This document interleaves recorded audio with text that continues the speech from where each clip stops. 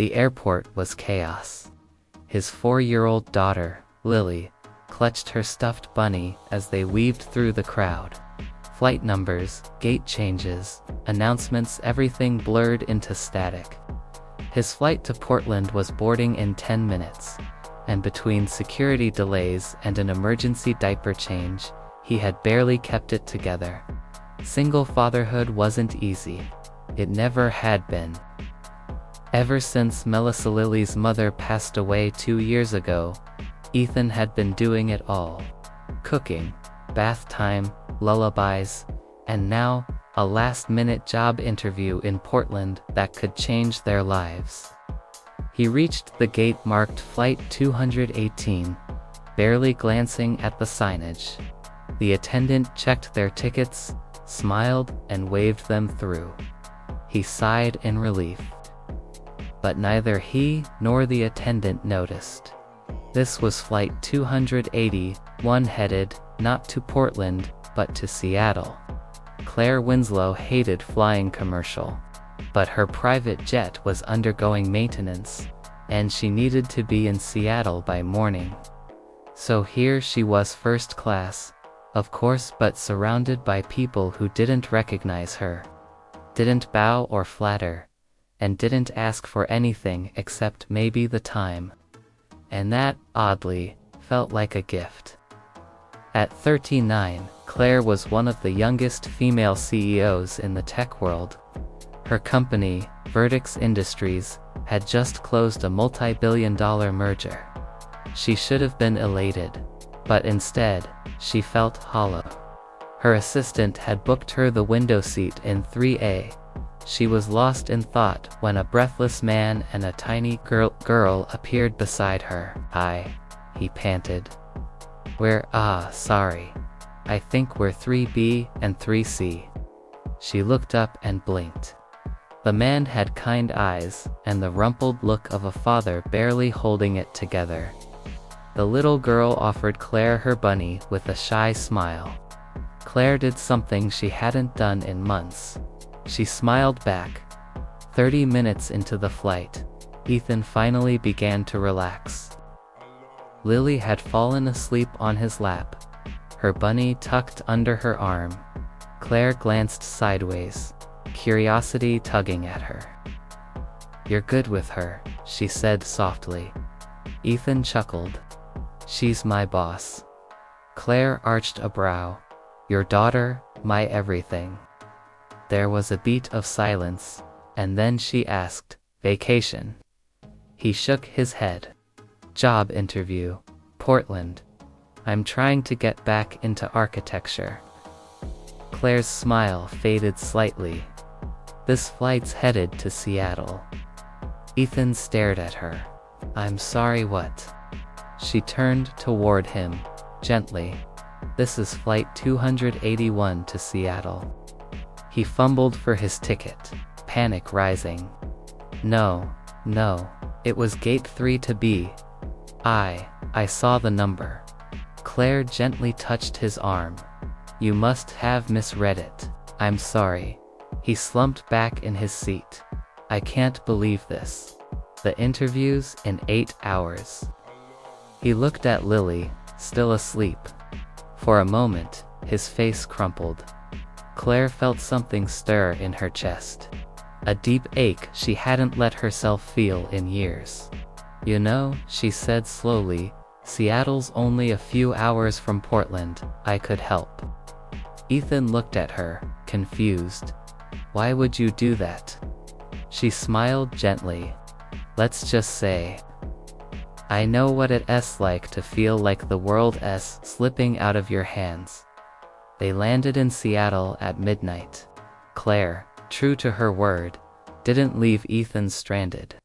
Her driver met them at the terminal. Lily, still groggy, clung to Ethan as they were ushered into the back seat of a sleek black SUV. "I've got a corporate car going to Portland at 5 a.m. for a branch inspection," Claire said casually. "You and Lily can ride with them." Ethan blinked. "I don't know what to say." "Say you'll get that job," Claire said simply. They shared a soft look, one stranger to another. Something passed between them. Not romance, not yet. Something older. Recognition. Humanity. As the car pulled away, Claire remained at the curb, watching them disappear into the night. She didn't know why she had helped him. She only knew it felt right. Ethan made it to the interview with 15 minutes to spare.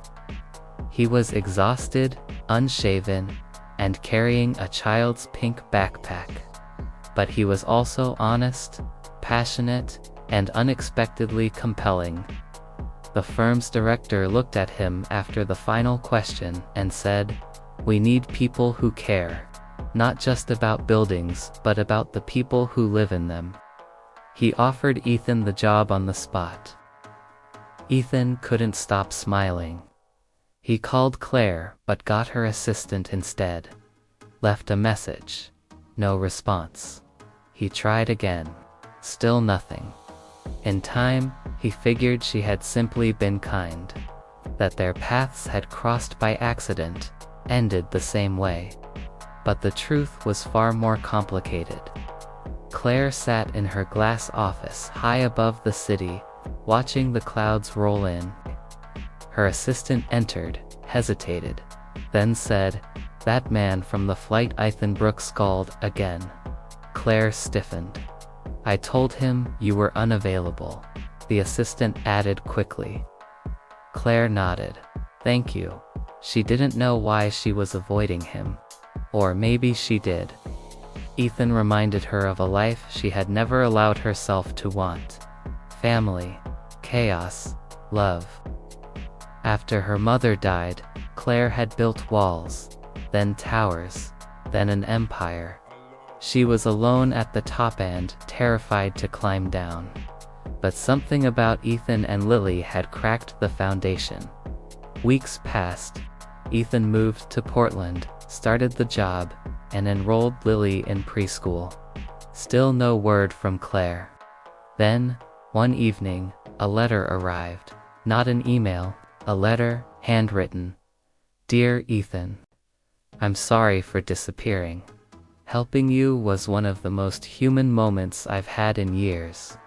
I built a world where everyone knows my name, and no one knows me. But for a few hours on that flight, you looked at me not as a CEO, not as a brand, but just a woman trying to find meaning. Thank you. If you're ever in Seattle, I'd like to buy you a coffee, or maybe a juice box. For Lily, of course. Claire." Ethan stared at the letter for a long time. Then, he wrote back. "Dear Claire, I've never met someone so lonely, and yet so full of grace. You didn't just help me, you reminded me that kindness still exists in this world. Lily still talks about the lady with the fancy car. If I'm ever in Seattle, I'll take you up on that coffee. But maybe you'll come to Portland first. I know a little girl who would love to share her crayons." Ethan. 3 months later, Claire came to Portland under the pretense of visiting her satellite office. But that wasn't the reason. She met Ethan and Lily at a small cafe on the corner of Belmont Street. It was raining. Lily wore sparkly boots. Claire brought her a stuffed unicorn. They talked for hours. About nothing. About everything. Ethan didn't ask for anything. Claire didn't hide anything. They just existed. By the time Claire stood to leave, Lily had fallen asleep in her lap. Claire looked down at the sleeping child and whispered, "I forgot how this feels." Ethan watched her, a softness in his eyes. "Come back anytime," he said. She did. What started as an accident became a ritual. Claire visited once a month, sometimes for work, sometimes just for them. They went to farmers markets, played board games, walked along the river. Lily took to Claire like a second mother. One night, after putting Lily to bed, Ethan and Claire sat on the couch in silence. She called you her sparkle friend today, Ethan said, smiling. Claire laughed, then grew quiet. I haven't felt like someone's friend in a long time. Ethan looked at her. Then let's change that. She turned to him. What are we doing, Ethan? He didn't hesitate. Building something real, one brick at a time. A year later, Ethan and Claire stood at the same airport where their story began. This time, they were flying together to visit Ethan's family and introduce Claire. As they waited at the gate, Ethan held Claire's hand. You know, he said, boarding the wrong flight was the best mistake I ever made. Claire smiled. Sometimes, life reroutes us on purpose. Lily tugged at Claire's coat. Can I sit with you on the plane? Claire lifted her into her arms. You can sit with me anywhere, sweetheart. As they boarded, a nearby passenger glanced at them and asked, Are you three family? Claire looked at Ethan, then at Lily. Yes, she said softly. We are now.